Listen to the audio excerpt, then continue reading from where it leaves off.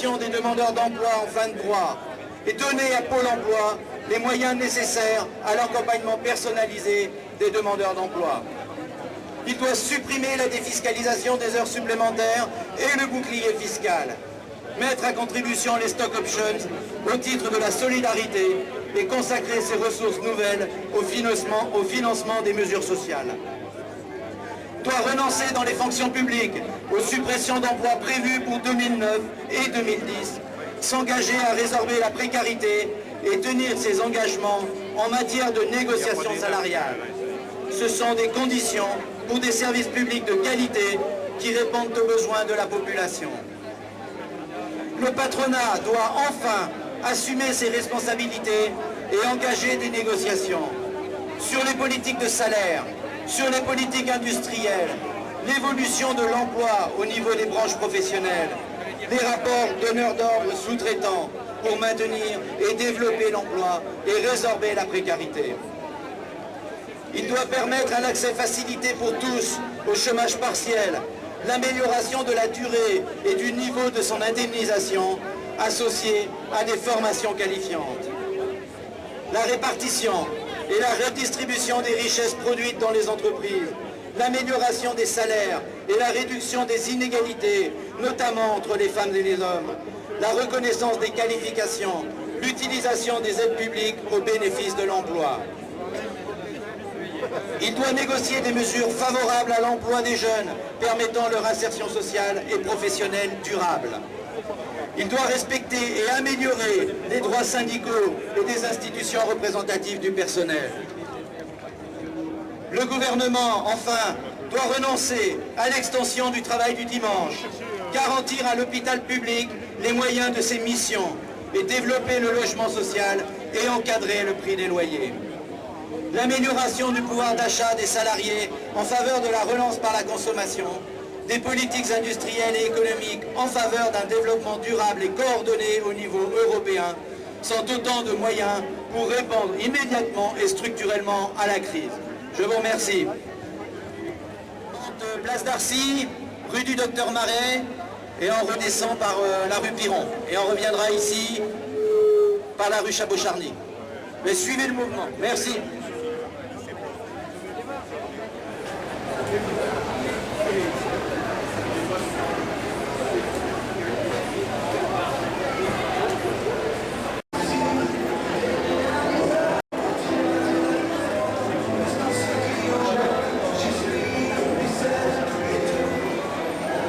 Chers camarades, chers amis, après le 29 janvier, après le 19 mars, après le 26 mai, nous voilà encore nombreuses et nombreuses rassemblés pour cette énième manifestation du 13 juin 2009.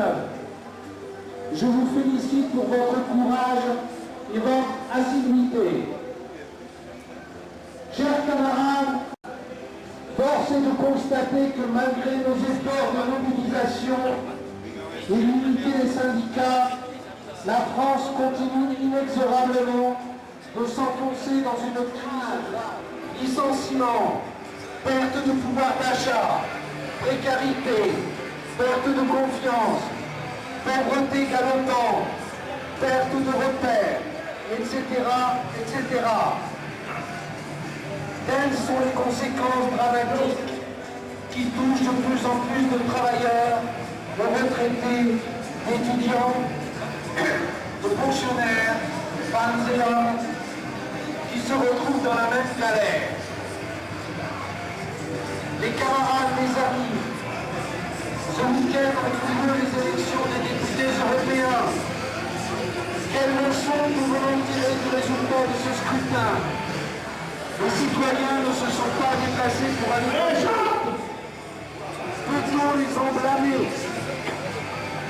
Nous le constatons avec amertume, mais il faut être lucide.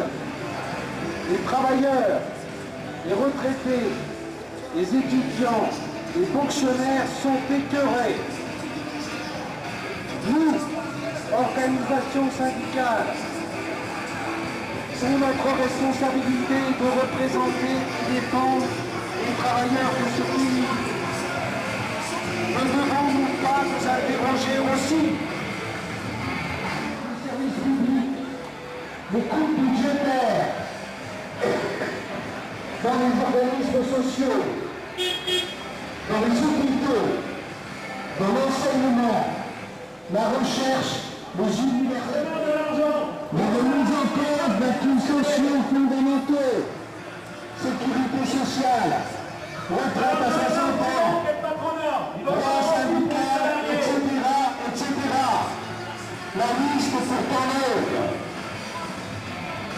Les banquiers, on les connaît. Malgré les milliards aux entreprises, On est là pour dire à vous payer.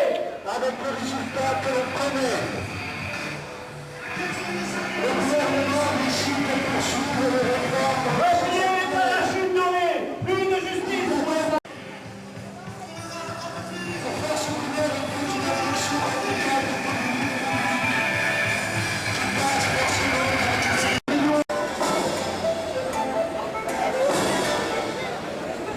Annie aussi, je me suis fait prendre la charge.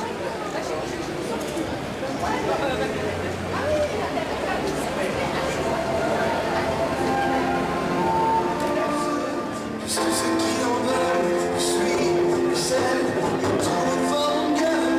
Allez, venez.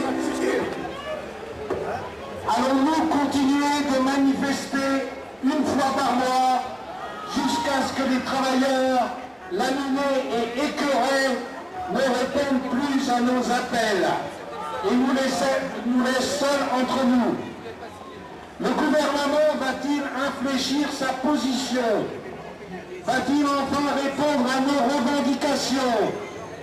Ou au contraire, va-t-il continuer comme il l'a fait avec quelques mesurettes qui n'ont pas répondu aux attentes des salariés?